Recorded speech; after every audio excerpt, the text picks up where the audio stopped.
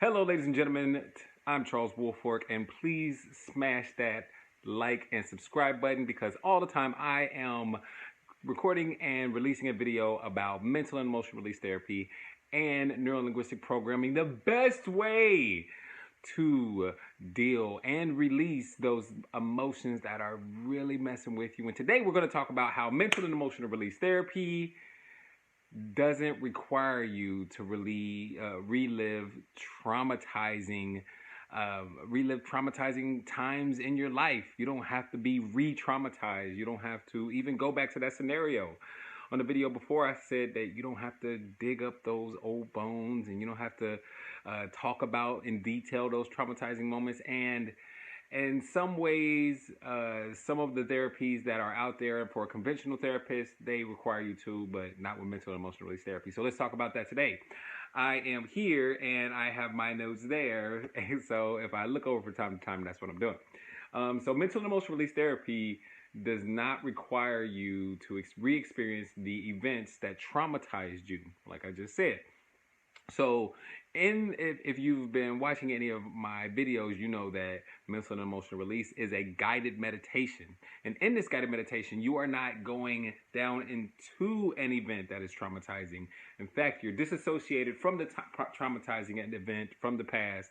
Any painful memories that are observed are from a third person point of view that's non-invasive, disassociated, and safe. And that's the most thing that I really want all of my clients and everyone out there to know, that you do not have to be in a situation, in a scenario, in an event from the past that has hurt you deeply, and be down into it and observe it from the first person point of view, like you're reliving it all over again. In fact, one of my first clients, she was a victim of sexual assault, if you will, and she had to. That was one of the first times in which she had felt anger, and she had to revisit that moment, but she revisited as an adult, and she imagined herself like coming or floating over the room in which she was sexually molested and or sexually assaulted, and watching that event from a third person point of view. Now, is it still something that is hard to, or is not the easiest thing to deal with? Yes. However, to talk about it and to process it through constant therapy is definitely a process that would be even a lot harder. And with mental and emotional release therapy, or mental and emotional release, it works in minutes. So that, and she felt as though she was disassociated, safe, and she took her time in processing the ways in which she could release the emotions, the negative emotions around that event. So that's very profound for me, and I've had a lot of other clients that have been sexually assaulted and have released those negative emotions around those events within minutes. It's been absolutely profound, and they've lived a much better, much happier life after we had our session. People with PTSD, phobias, chronic depression, anxiety, or victims of abuse or trauma don't have to relive the moments that are tied to those conditions. So, like phobias or PTSD for people that have for our veterans out there, or chronic depression for people that are deeply saddened and are losing hope or feel helpless, or people that are anxious because of some type of fear that they have. You do not have to relive those events from a first person point of view. You observe them from a safe distance in which you can preserve the learnings from those events, but you do not, you do not have to relive those events from a first person point of view. Going down into it and re-traumatizing yourself is just not something that I desire, and not something that the whole process has you do.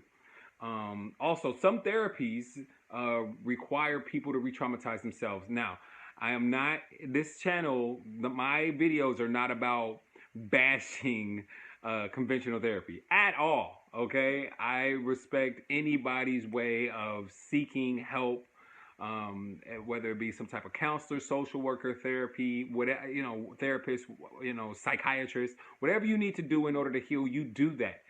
I'm here to tell you about mental and emotional release therapy and the benefits and some of the things that are the drawbacks from mental and emotional release therapy as well. Once again, most therapists do not. Once again, most therapists do not recommend re-traumatizing clients. Okay, it's something that is highly recommended against. I looked on the internet, and page after page after page said it is highly recommended against. Okay, however, some therapies require you to experience painful events again, which is to either talk about them or to kind of meditate on them in some way, shape, or form. And some of those therapies that I saw on the internet, that you may experience some experiences, or you may experience going through a painful event again, is eye movement desensitization and reprocessing, or EMDR. Prolonged exposure, and of course, trauma-focused cognitive behavioral therapy, or if you will, TFCBT. So those are some of the therapies in which they will ask you to talk about some of those traumatizing events once more. And when you talk about something, you experience it over again. So that's another way in which I mean relive the experience, because you're reliving it because you're talking about it all over again. Just like with a happy situation, if you were to talk about maybe a birthday or time with a good friend or family member, and you were to talk about that again, you would go back to that memory and you would relive it all over again. You would feel those amazing feelings that you felt. But if you talk about the traumatizing times in your life, then you relive that experience, and it's not something that mental and emotional release the mental and emotional release process ask you to do. So during mental and emotional release, people feel empowered and safe. That is the most important thing I want any practitioner of mental and emotional release therapy. That's what we want you to do, is feel empowered and safe.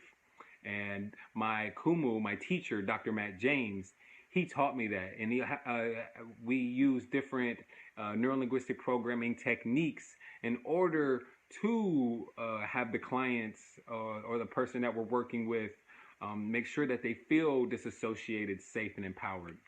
And we do this by making sure that, once again, it is a guided meditation where you're looking at an event, your life, from a third-person point of view. Number two, you're imagining floating up above that event, so you're in that third-person point of view.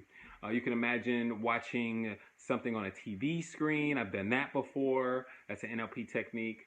And also you can perform different neurolinguistic programming or mindset techniques that involve further disassociation from the event.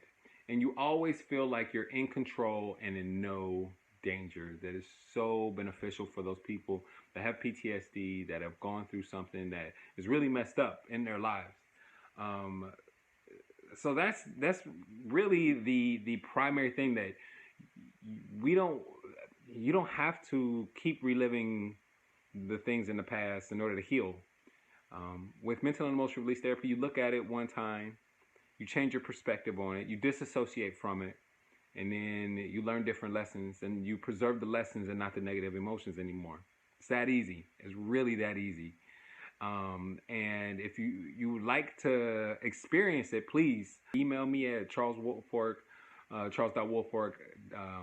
at gmail.com, or go to my website, charleswoolfork.com, and I'd love to take you through it safely.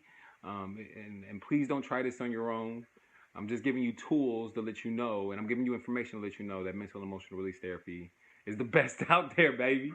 So thank you so much for tuning in. Please like and subscribe. And listen, I love you guys out there. Please take care of yourself and take care of one another.